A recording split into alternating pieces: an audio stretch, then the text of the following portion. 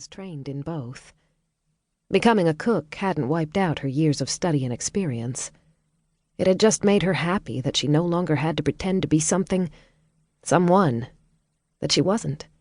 She'd leave the science to the Kahana Nui branch of the family and surrender to her own artistic lineage, because while Elenise Luna had been a doctor, Iosif Luna had made his living as a lyricist. And the smallest lunatic of all, their baby daughter Kaia, had once thrown a tantrum in a toy store because she wanted the toy oven so very much. "Procrastinating won't get this done any faster," she muttered under her breath before closing the short distance to the end of the bed. A complex piece of machinery, that bed featured a large computronic panel at the foot. Data about Adelina's motionless subject glowed quietly on that panel. It had been updated 30 seconds earlier, the bed set up for constant monitoring. It was also programmed to alert Adelina if anything changed beyond acceptable parameters, but Kaia's cousin was too meticulous a physician and scientist to put all her faith in technology. She did a manual check every hour except the 6 hours when she slept, and then she had the feed going to an organizer beside her bed with multiple types and levels of alerts built in. It was a good thing her mate loved her so much. Kaia scanned the data, saw nothing problematic. The subject was stable, but his neurological profile remained unchanged. Addie would be disappointed. The well-built male was still in as deep a comatose state as he'd been in when they'd transferred him to this facility. Technically speaking, Kaia and the others had kidnapped him.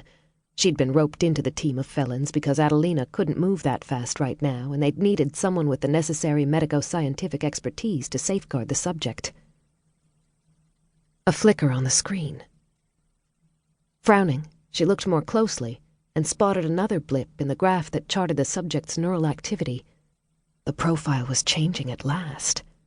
Though from what Kaia could see, the change was minor, nothing that would instigate an alert to Adelina. Satisfied all was as it should be, Kaia made a couple of notes on the organizer Adelina had given her, then slipped the slim computronic device into the pocket built into her ankle-length sundress and moved to stand beside the bed. Though that bed was designed to monitor every possible function, it remained good practice to physically check the status of a subject. After releasing the transparent shell around the subject's chest and lower body, a shell that protected and monitored at the same time, she made sure the sheet that covered him was undisturbed, then placed her fingers carefully on the inside of his wrist and began the quiet mental count of his pulse. He might be human, might be the enemy, but right now he was her responsibility. His skin was surprisingly warm and healthy, though it looked to have lost its natural depth of color. She wondered absently what shade it became under sunlight. A deep golden brown? More bronzed? The tawny color of that flowering plant she'd seen in the hydro gardens when she ducked in to grab a handful of fresh herbs? Whatever shade it became, it was currently interrupted by hundreds of tiny bugs hooked into his system.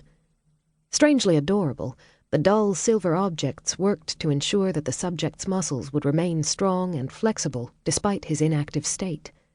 The bugs were currently in the beta test phase, but showed every sign of having surpassed their creator's initial targets. Should Adelina's subject wake, he'd be capable of movement within a relatively short period. Kaia's eyes went to his face. He was pretty, she supposed, though the thought made her want to scowl. Square jaw, high cheekbones, tumbled black hair that made her fingers itch to touch, and an unexpected softness to his lower lip, as if his smile would be playfully sensual.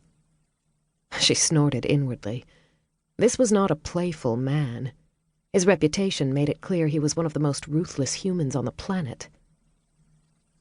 His pulse jumped under her fingertips. Snapping her eyes to the machines around them, she saw sudden dangerous spikes appear in front of her eyes. Everywhere. Shit. She broke contact with his wrist and took a single step toward the data panel to make sure it had shot an alert to Addie.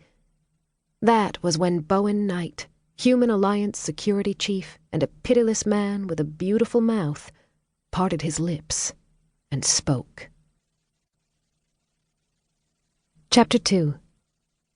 Kaia, if you don't put Mr. Puggles in his travel box, he'll get hurt feelings and think